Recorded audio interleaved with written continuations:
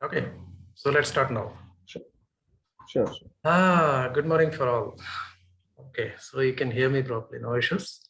So last week I was talking about that Cisco AGRP protocol. It's a normal, everyone easily configuring that, and it is supporting only the Cisco routers and other things. It doesn't support any other boxes or something.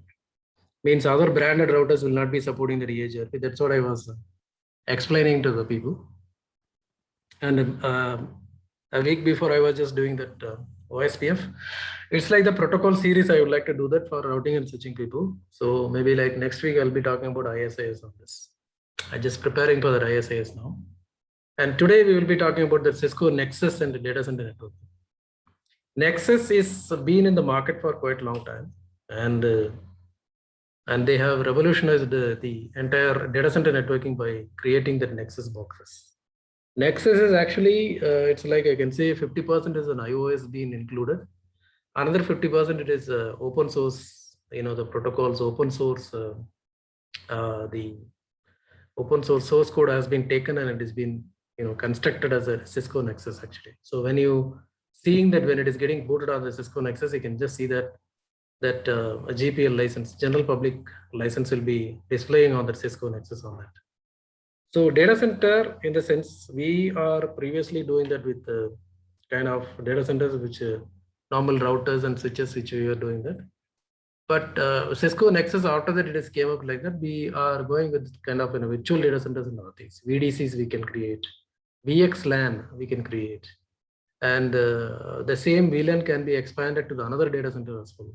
Like many kind of the features has been included in the Cisco Nexus on that. That's why Nexus has been taken on the market so heavily, and everyone started adopting that Nexus boxes on this. Strong competitor, I can just say that there is an Arista. One more Arista routers are there. Data center routers, we can call the Arista switches normally. It is a layer 3 switches. We configure that also like. But price difference and all like that, it's not so much heavier. So people are either choosing that Arista or they'll be choosing the Cisco Nexus on this. So many other switches are also there in the market, but the name has been established name. So Cisco has established that name. So today we will be talking about the Cisco Nexus box and data center networking. Data center networking is normal data centers were there earlier 10 years back and all, it was in a different architecture as well. Like we were using the normal switching architecture like that, collapsed core, dual core, single core, like that we were using it, using the Catalyst 6000 and other, other boxes as well. Like it's Catalyst 6000 was a bigger one in that, which with that we've been making the data center network. Now we are all started replacing all these things with the Nexus. Nexus series has come up with the like 7000 series and 9000 series is there, and 5000 and 2000 series also there. They are called as a dumb switch. They don't do anything on processing, or VDCs cannot be created, VXLANs cannot be created, OTV cannot be done on that. Overlay transport and VXLANs, like expanding the VLANs between the data centers. Those are all not possible on the lower end switches on this. 7000 onwards, we can start configuring the VDCs and the VXLANs and other things. So 9000 is also been supporting that. 9000 is a very heavier box. Even if you try to simulate it in your laptop or something, it requires at least 8 GB per box on this. But when you go with that Cisco 7000, means 3 GB is more than enough. With one Cisco Nexus, we can 7K, we can activate that and we can work on that. So minimum, if you have a 16 GB, you can have at least a 2 to 3 Nexus 7K, and you can simulate all these things. But still, we have some problems on simulating. We may not be able to do the VDCs, but we can definitely do the VXLANs and OTVs and other things. VDCs cannot be created because the license doesn't support that. We get that Cisco 7K and 9K with the evaluation license of the 120 days, something it's coming up. We just need to activate it by the license grace period like that. So with that grace period, it may work with the 120 days only, and multiple VDC creations are not possible. We can just create only one VDC on that. With that, we just need to do all these things. LACP cannot be activated. Like that, many other things, functionals, like when you try to do the load balancing with an LACP, may not work with this 120 days. But 9K also been into the same problem. Like you may not be getting the desired results when you try to activate that in the JNS3 or in even G is also been there. One more simulator we just see that. So taking that 7K and try to simulate it and seeing that how the CLI has been configured, what are the commands are there, what are the new commands are there, how to activate them. Here we will be activating the each and every feature on that, not like a Cisco router. Cisco routers will just say that router EAGRP some number and router OSPF and all like that. It will be keep on working on this because iOS is already supporting all the protocols on that. But in the Nexus, we just need to go for activating that feature command. That feature command will make that, the features should be get activated on that. So like that it goes.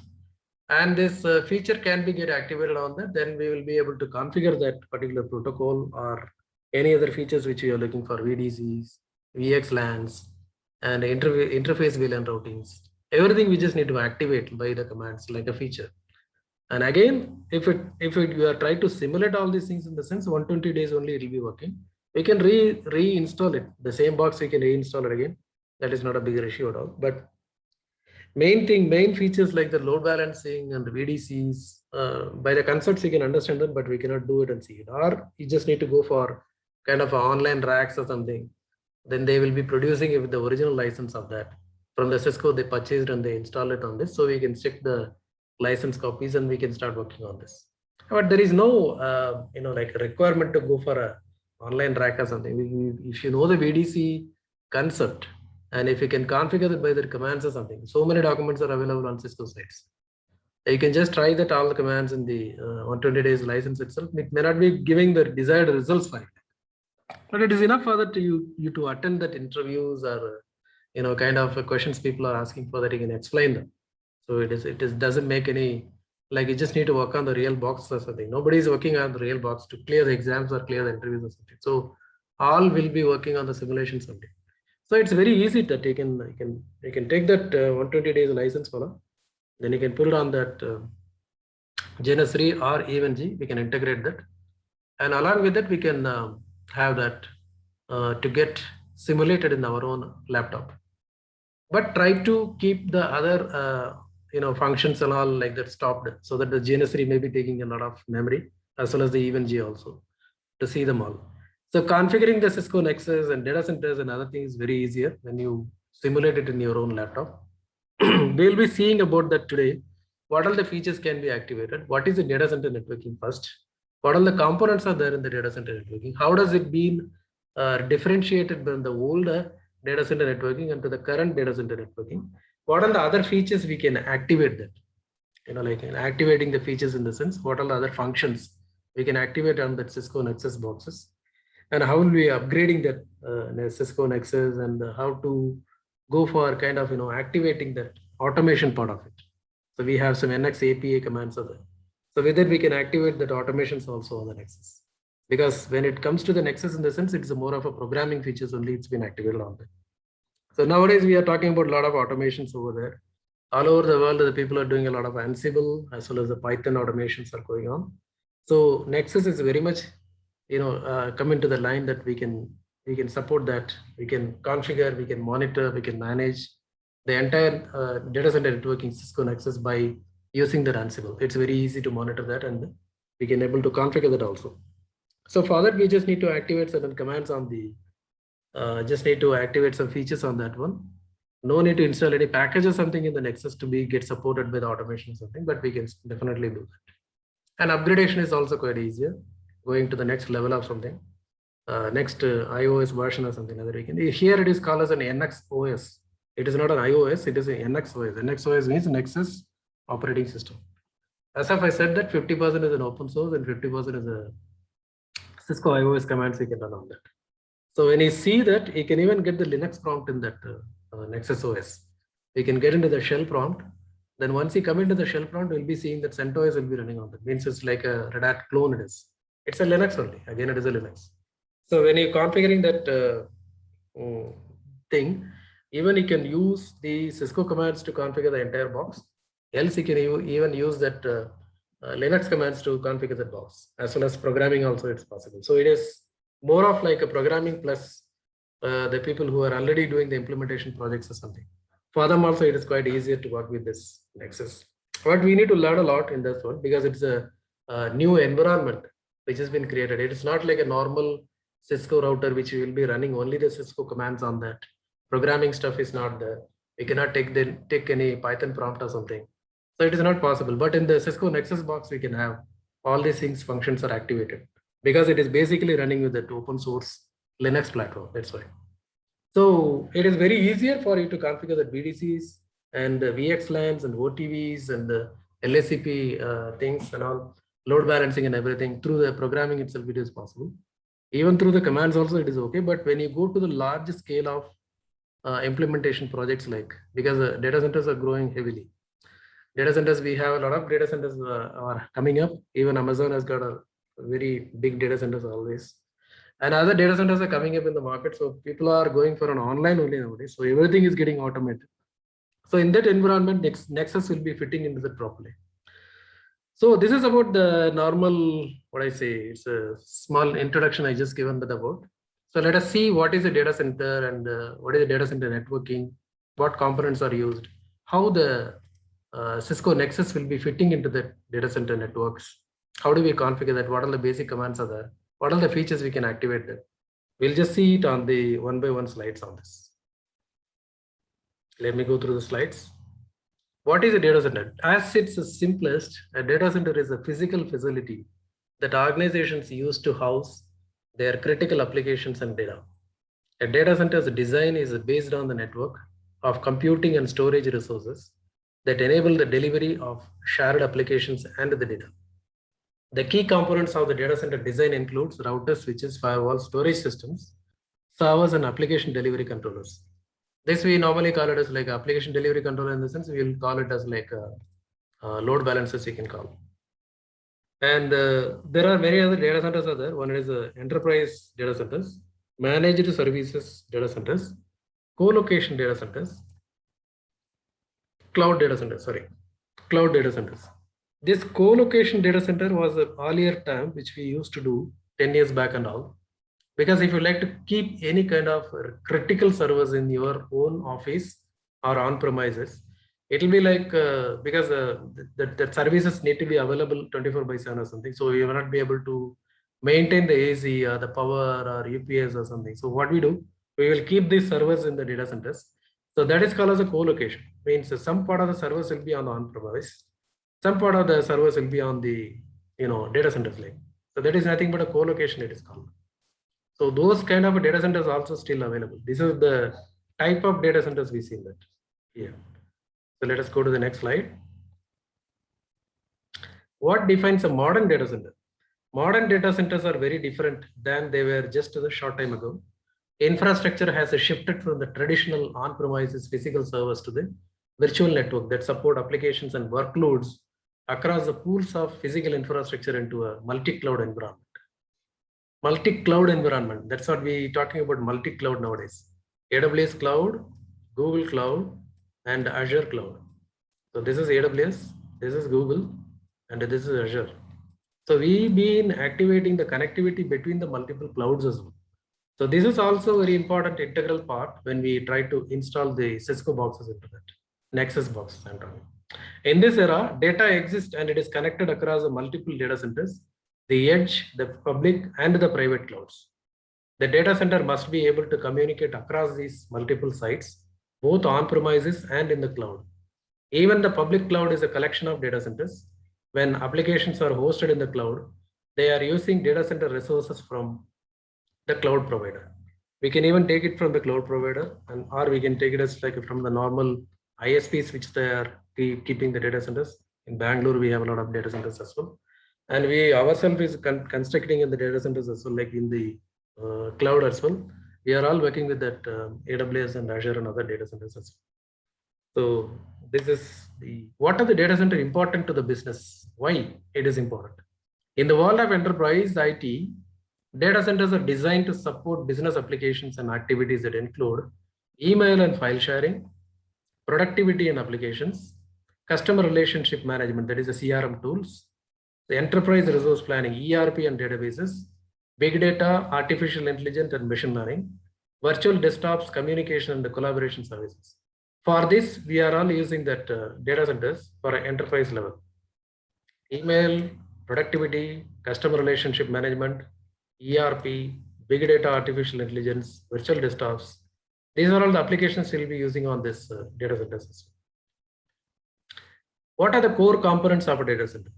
Network infrastructure, storage infrastructure, computing resources. So when it comes to the data centers, design includes routers, switches, firewalls, storage systems, servers, and application delivery controllers. Because these components storage and manage business critical data on applications, data center security is critical in data center design. Together, they provide network infrastructure, that is connecting the servers, physical and visualized, data center services, storage, and external connectivity to end user locations. Storage infrastructure, data is a fuel of the modern data center. Storage systems are used to hold this valuable commodity. Computing resources, applications that are engines of a data center.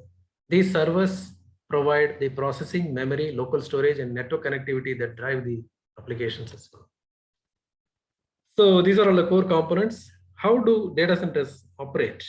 Data center services are typically deployed to protect the performance and integrity of the core data center components, network security appliances, application delivery assurance.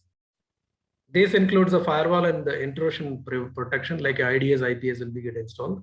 Application delivery assurance. To maintain the application performance, these mechanisms provide application resiliency and availability via automatic failover and load balancing and other things.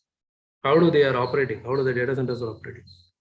What is in the data center facility? Data center components require significant infrastructure to support the center's hardware and software. These include power subsystems, uninterruptible power supplies, ventilations, cooling systems, fire suppression, backup generators, and the connection to the external networks. So these are all the data center facilities. We just need to have all these things. That's why we are going to the data center. We couldn't maintain the AC in our own on-premises because of that heavy costing and other things. To keep all the servers over here to run it for 24/7, we require the supporting staff is required, means engineers required for that. So these are all can be eliminated when you try to push that critical data servers or application servers into the data centers. And the data center is nothing but like a centralized managed completely. So they maintain everything on this. According to that SLA will be paying that, not LSA. SLAs will be paying for the facilities which has been given by this. So these are all the data center facility. Just say UPS will be the ventilation, proper ventilations, cooling systems, fire suppressions, backup generators, that is nothing but a DGs, and the connections to the external networks. These are all provided by the facilities are provided by the data center. Types of data center: enterprise data center, managed services data center, co-location data centers, cloud data centers. Enterprise data centers are built, owned, operated by the companies that are optimized for their end users. Most often they are housed in the corporate campus itself. That is enterprise data center. Managed services. These data centers are managed by the third party for a managed services provider or on behalf of the company. This company leases the equipment and infrastructure instead of buying it. So this is managed services. Most of the people will be going for this. Co-location data centers. It's a co-location, colo we call it as. A company rent space within the data center owned by the others and located off company premises. The co-location data center hosts the infrastructure building, cooling, bandwidth, security, and etc. While the company provides and manages the components, including server storages and firewalls. Cloud data centers. In this off-premises form of data center, data and applications are hosted by cloud services providers such as Amazon Web Services, Microsoft Azure, IBM Cloud, Google Cloud, anything you can call. That is a cloud data center. So there are basically four data centers are there. One is enterprise, second one is managed services, third one is a co-location, fourth one is a cloud data centers. So let's see the next one. Why choose Cisco data center switches? So because I'm talking about the Cisco Nexus, so we have to see this and all. Industry leading performance, infrastructure availability, ease of programmability. This is more important because we can do the programming quite easily by having that Python, Ansible and other thing, NX API and all integrations are very quite easy. Industry leading performance because Cisco has got a very good name already in the market. So total cost of ownership and other things are there. And like the infrastructure scalability, virtualization, efficient power and cooling, high density and performance all support efficient data center growth. So this makes to be choosing the Cisco data center switches to be used for our company like. Next, these are all the series which I was discussing about the 3000, 7000, 9000 and 5000 and all. So they have three major categories as well. 3000 series switches offers low latency, high programmable, high density switches. They are excellent for general purpose deployment, high performance computing, high frequency trading, and massively scalable data center and cloud networks. 7000 series, it's like a middle order, you can say. NXOS features an open source programmable tools for software defined deployments. Get density of 10, 40, and 100 gigabit Ethernet for application awareness, high programmability, and program performance analytics. 9000 is a very higher end. You see that it's a tower model like that. High performance, facility, low latency, exceptional power efficiency, and in the range of form factors. Nexus 9000 switches operate in the Nexus OS software or Cisco ACA, application centric, like infrastructure, something you can call, modes, and the groundbreaking cloud scale ASIC technology, because they made their own application specific integrated circuit has also been there, which is a Cisco specific. Along with the open source, we can have some Cisco facilities also been included on this. So that's like a marriage happened on, you can say, open source as well as the closed source like that. Features and benefits on the Cisco data center switches. Cisco Embedded Event Manager, Python scripts, touchless boot configurations, data center network manager, XML management tools, advanced reboot features are included, and use Cisco data center broker for viability, visibility, and monitoring. Open programmability, we can use it with all these, open source protocols. That is nothing but not a protocol, tools, Puppet, Chef, and Ansible are built in already. You don't need to worry about that. So NX API offers a common programming approach across the switches. Python scripts, Bash shell, Linux containers support the customer applications. OpenStack and OpenFlow support the SDN. Complete package is there for your programming things. Scalability and high performance. So this is like a VXLAN support. Cisco bidirectional support simplifies the migration to 40 gigabit Ethernet. Algo boost and warp mode in Cisco 3500 switches provide one of the lowest latency rates in the industry. High availability and efficiency. Modular Cisco NXOS software built supports a fault isolation. Switches use redundant hot swappable power supplies and fan modules. Shared buffer space handles microburst, regular data flow, jitter for increased network efficiency, like this. So we have all these features and the benefits of that. And F3 ASIC, the most comprehensive ASIC for the data center. This has been built in the 9000 series. You can see that. Choose, it's a classic layer 2 and layer 3, innovation, but also core functionalities. Fabric path, next generation multi-tenant fabrics. Tenant in the sense that we can keep multiple customers by like having the completely transparency can be given on that. People doesn't know about what is the other customer is existing, like what do we normally call it as a VRF and other things. FCOE, that is a fiber channel for over the Ethernet. Converged network infrastructure given. OTV, LISP, and MPLS, L2 and L3 VPNs, and DCI and data center interconnect and MPLS deployments we can do. VXLAN, very important. Next generation hardware overlay. And hardware layer 2 forwarding process. Layer 2 forwarding, that is the traffic steering based on the destination MAC address. Normally, which we do that, which all the normal switches will be doing the layer 2 forwarding. MAC table lookup drives for a layer 2 forwarding. Source MAC and destination MAC lookups performed each frame based on VLAN and MAC pairs. Source MAC lookup drives, the new learns and refreshes the aging timers. Destination MAC lookup dictates the outgoing switch port. This is a normal L2 layer characteristics has been discussed here. L3 is normal, like we will be going through the control plane and the data plane. Forwarding tables built on control plane using the routing protocols or static configurations. OSPF, EAGRP, ISAs, RIP, and BGP for dynamic routing. Tables downloaded to forwarding engine hardware and for data plane forwarding. FIB TCAN and for contains IP prefixes. and adjacency table contains the next hop information. It is a forwarding information base and other things. It's a normal layer 3. How does it been forwarding? So what are the terminologies in the data center networking? Let us see that. Virtual port channel, that we call it as a VPC. VPC can be utilized with some certain protocols in that. Fabric extender, it is an FX. Virtual device context, that is a VDC. Overlay transport virtualization, OTV. Virtual extensible LAN, that is a VXLAN. We'll give you just something about the descriptions about this, data center networking. We'll see that one by one. Virtual port channel allows the links to get physically connected to the two different Cisco Nexus 5000 series switches to appear as a single port channel to the third drive.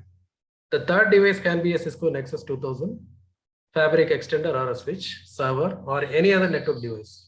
A VPC can provide layer 2 multipathing, which allows you to create redundancy by increasing the bandwidth, enabling the multiple parallel paths between the nodes, and the load balancing traffic where alternative paths are existing. A VPC can provide following benefits. Allows a single device to use the port channel across the two upstream devices. This we normally do with the LSCP and PAGP and other things. Eliminates the spanning tree protocol blocked ports. Provides a loop-free topology. Uses all available uplink bandwidth. Provides a fast convergence if either link or a device fails. Provides a high-level link level resiliency. Helps to assure high availability.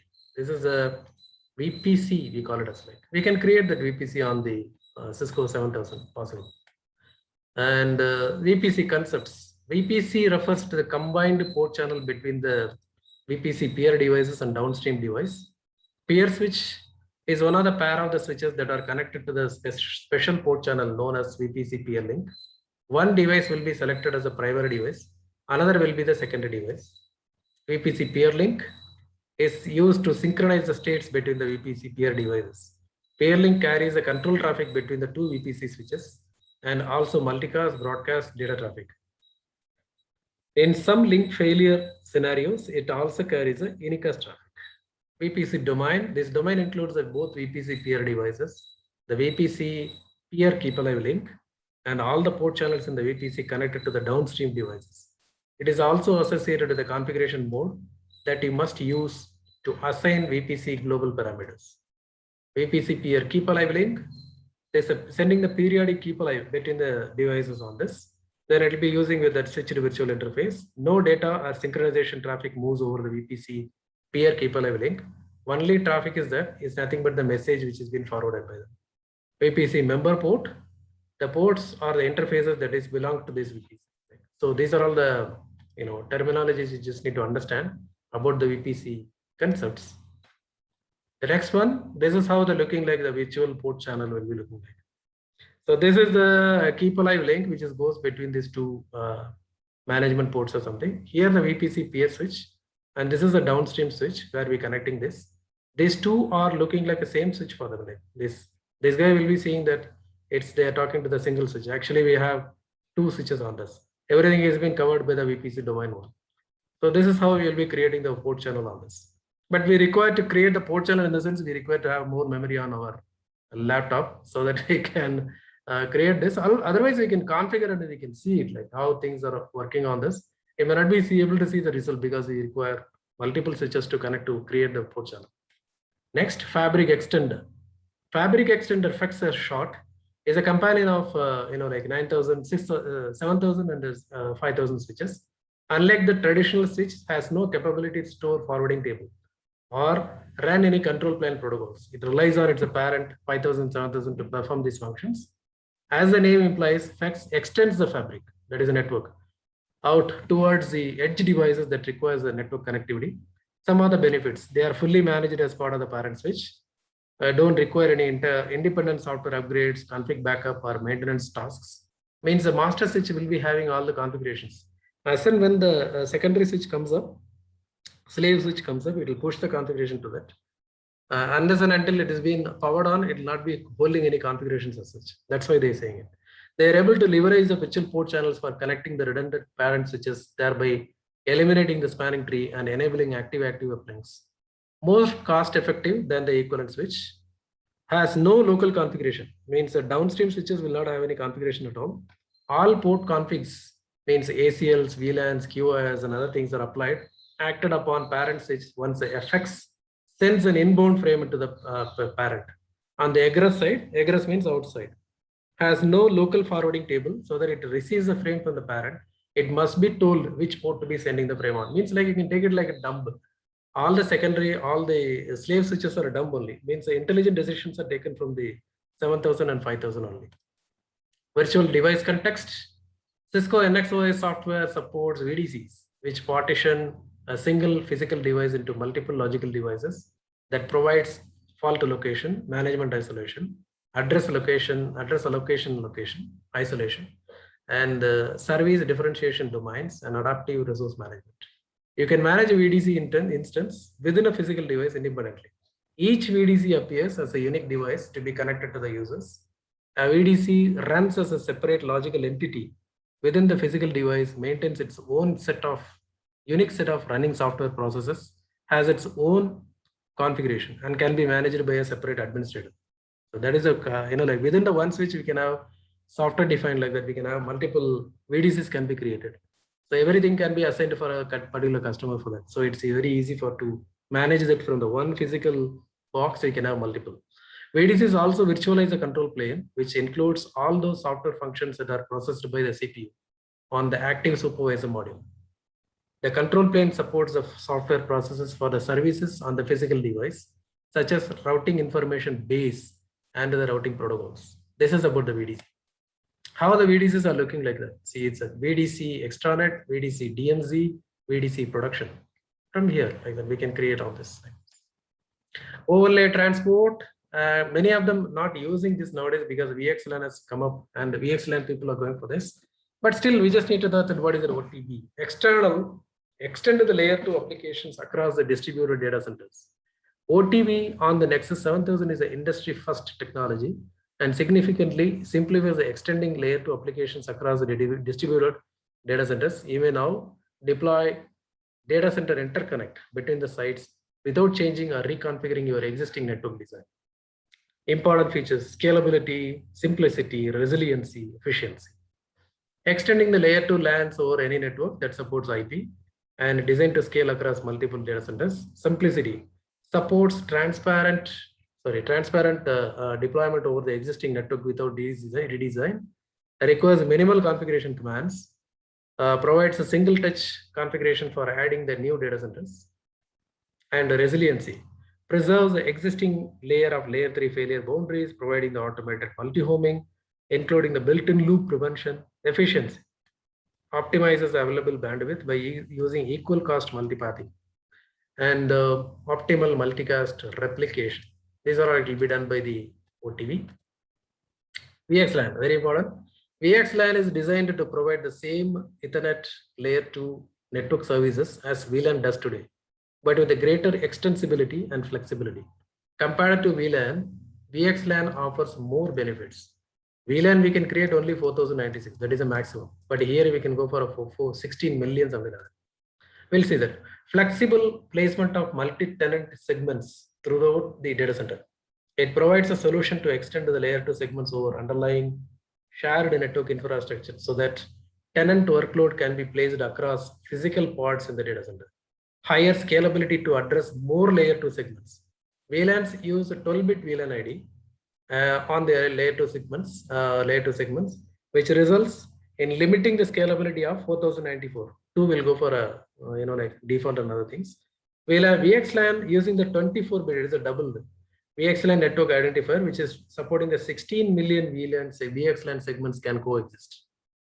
Better utilization of the available bandwidth network path in the underlying infrastructure. VLAN uses spanning tree protocol for loop prevention, ends up not using the half of the network link in the network by blocking the redundant path. In contrast, VXLAN packets are transferred through the underlying network based on the layer 3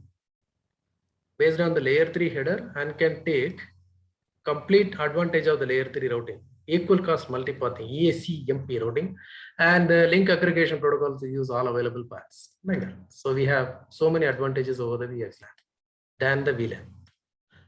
So how the VXLAN is come communicating with the another VXLAN tunnel. So you see the host A is sitting here on the left hand side, host B is sitting on the right hand side. So the packet goes here, like a VTUP will be creating it, and it will be having that, what is the outer MAC and outer destination MAC like this. VXLAN ID has been given on this. And this is it been with the UDP packets, it goes on. Source IP, IPA, destination IP is IPB. The router 1 is talking to the router 2 over the IP network. Then it comes and reaches here. Then the VTUP is been find out that VTUP 1 and VTUP 2. Then the host B is receiving on this. But it's a VLAN ID is the same. 10 only we are using the same. Like, but you can take it as like that, 10 or something. You see that these both are in the same segment only, means like same subnet only they are in. Still, we will be using the routers to talk to them. And so this is the flexibility. We can even extend the VLAN across the data centers, across the geographic locations also it is possible. That is a VLAN tunnel which we are creating that on this. So this is one of the example. And let's see the Cisco fabric path. Introducing routing concepts at layer 2 Cisco fabric path is an innovation in Cisco Nexus OS software that brings us stability and scalability of routing to the layer 2. The switched domain does not have the segmented anymore, providing data center wide workload mobility because traffic is no longer forwarded along with the spanning tree. The bisectional bandwidth of the network is not limited and the massive scalability is now possible. You see that fabric path has been configured in this data center design based on the Cisco fabric path. Layer 3 is here, layer 2 is here, fabric path is working on the layer 2. Okay, that's all I have to discuss about that today. And if you have any questions on this data center side, you can ask me any questions on this. I can able to answer you. And you can subscribe to my channel, and I'll be able to help you on this. And you can inform your friends and colleagues and relatives to subscribe to my channel, and they can get some lot of benefits on this. Every week I used to give some kind of a delivering like this training, so freely. So you can subscribe to my channel, you can get that.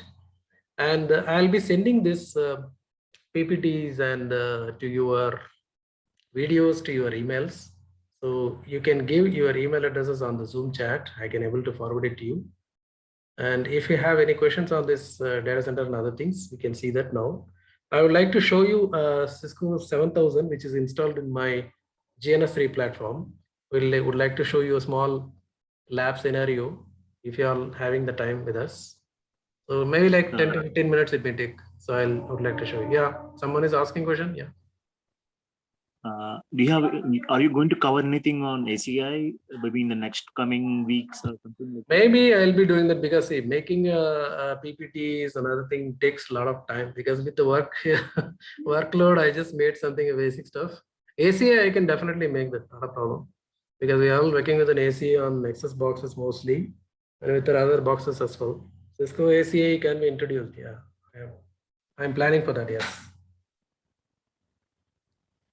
Okay, thank you. So, are you currently working with the ACI, or you try to learn something on ACI? I was trying to learn much on the ACI platform side as well. Okay, that's nice. Okay.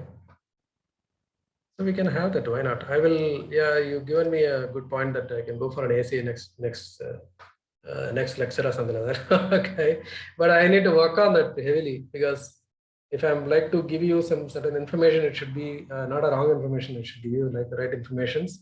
Further, I just need to make some PPTs. I have to do some kind of simulation. Yeah, if simulation possible, I just need to work out because ACI simulations will be an issue because we require a heavy memory for that and all. So, and moreover, you see my, the numbers and other things, you can contact me for any courses, which I used to conduct on Cisco, normal routing switching, as well as the data center switching, which I conduct, and all the firewall courses I used to conduct that. And Ansible and Python for the network automations, which I used that. And load balancers also, course also used to conduct that. So you can contact me for any courses if you are looking for, I can able to deliver that. And you can ping me on my WhatsApp number. This number is in your screen, or you can send an email, and you can visit my YouTube channel, and you can ask with your friends to subscribe to my channel on this. And I will be sending this PPT and the video recording to your people, to your email. You can give your email addresses. I see a couple of people are there already. Shoaib has given. Other people also can give it. I will just send only the technical information. I will not disturb you with any other things. Don't worry. I won't be spamming because I don't have time for to, send any mails, like promotional and other things. I don't do that. Okay, just if you have any questions, we can go ahead. Otherwise, I will just go for a small lab, which I would like to show you that what all the modules are there, what all the commands we can run on that, and how to see the Nexus things and all. VCS area has given, Scaria given. Okay, you can give your email address. I'll send you all the informations to you. Okay, let me start that. GNS3. In the meantime, let them getting started. So it may take some time to get started. Please wait. I just made some scenario for my students, some EHR, POS, PF, normal stuff with VPC and other things. So Nexus, it's very easy to learn. If you are a Linux person, it's very easy for you to learn the Nexus because Linux prompt, we can bring it to in the boxes itself. It's possible in the Nexus boxes. We can configure as much as of the Linux commands as well. It will be looking like a Linux server only. If you just see that Linux prompt, we can pick it up and we can start working. Possible, and we can write the Python codes directly on this. It's very much possible. Yeah, now it is ready. Let me start this project. So now it is ready. It came up. Let me start this. At least one box. Let me make it ready. So it's now booting. Let me go to the console. It's booting now. So this is the version which I am using. That's Titanium something like Titanium Kickstart 730. Latest things are available on the internet.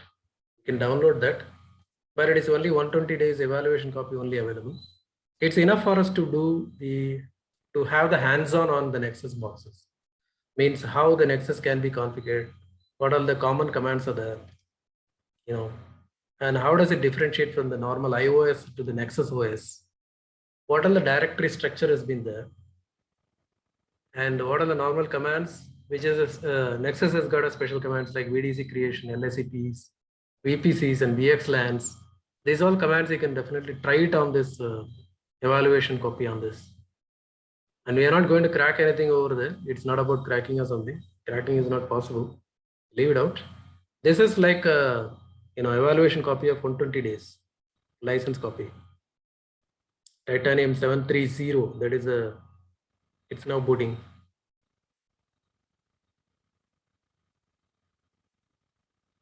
It will take a lot of time. At least 2 minutes it will take to load it. I have 16 GB in my laptop, but still I've just started only one. But still it takes a lot of toll on CPU.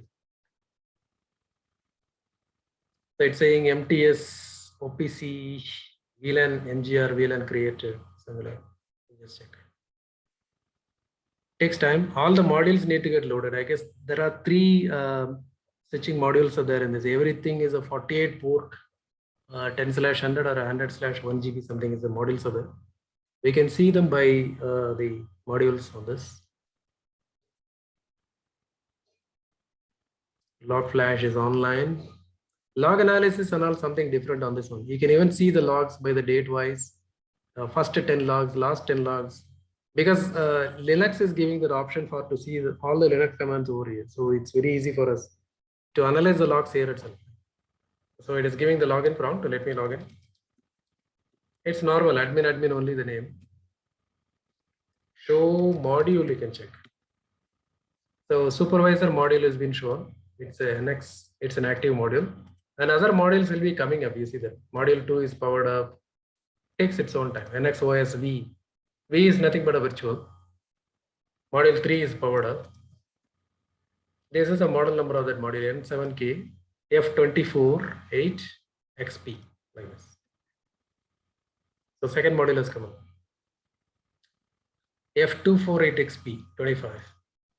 48 ports will be on this.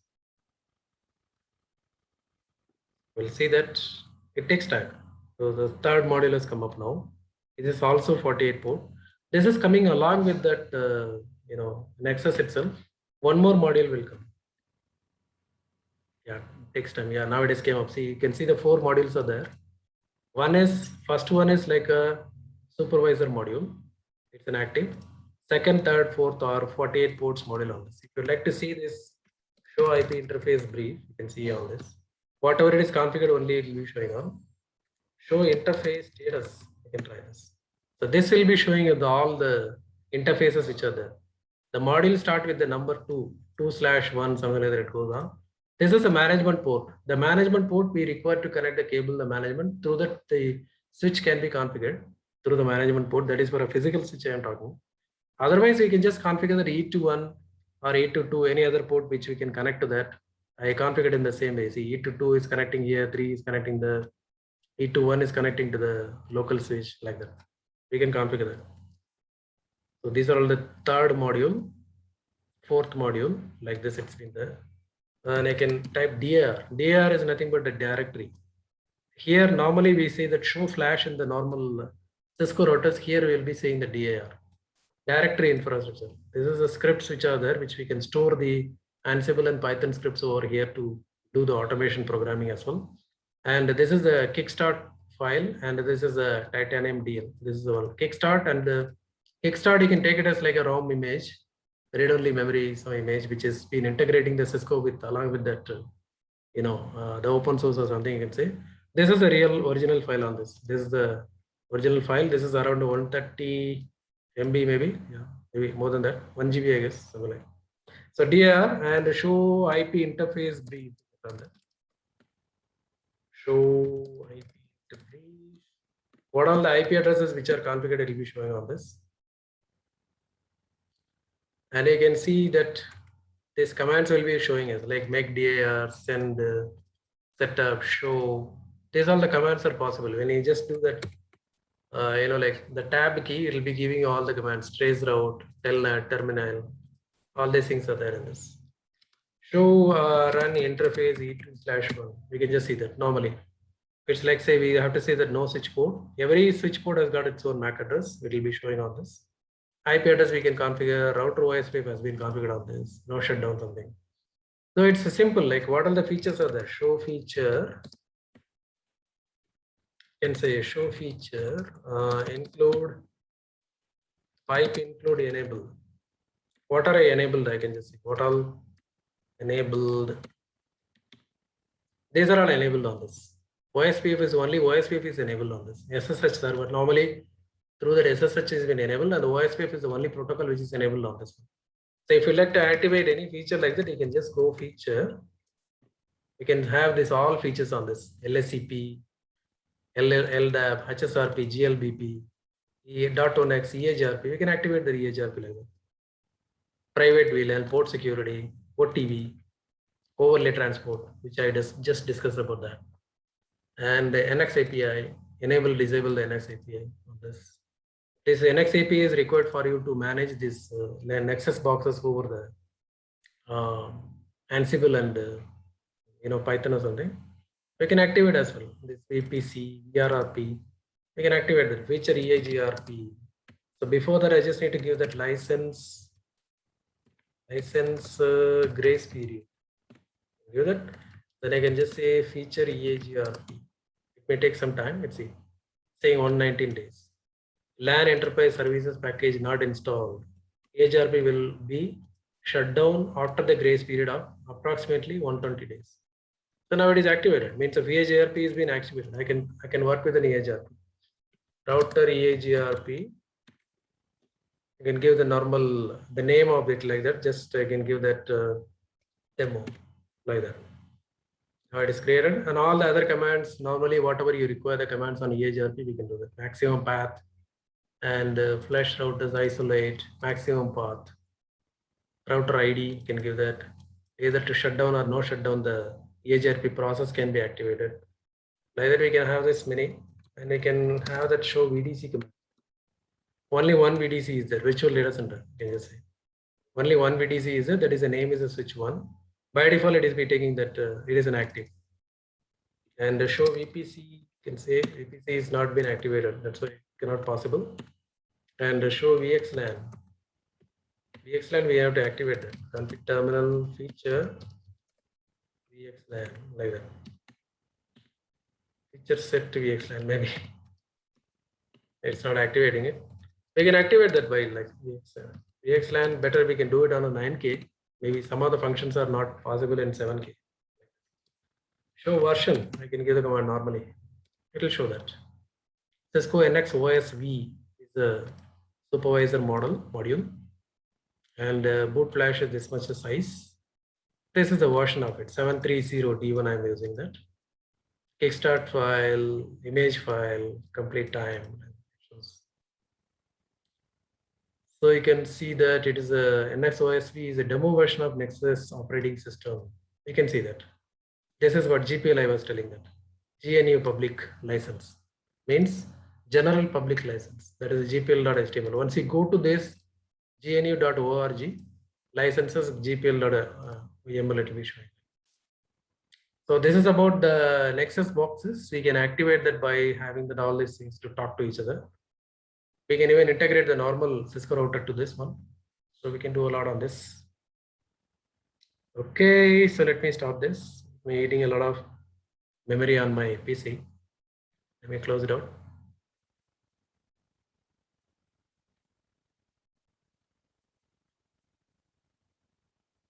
And as usual, you can give me your email addresses. All the people can give your email addresses. I'll be sending you this all information to you. And if you have any other questions, you can ask me now. I'm ready to answer you. And by you just seeing it in my screen that you can subscribe to my channel. I'll be doing a lot of other videos as well like this in the coming months, coming weeks and this. So if you have any questions, please ask me, else I will just go ahead and close this meeting. Anyone? Hi, Ramnath. Yeah, please. Thank you so much for the session. Thank you. Can I know a bit more about the licensing part? Licensing, we just need to go for it actually.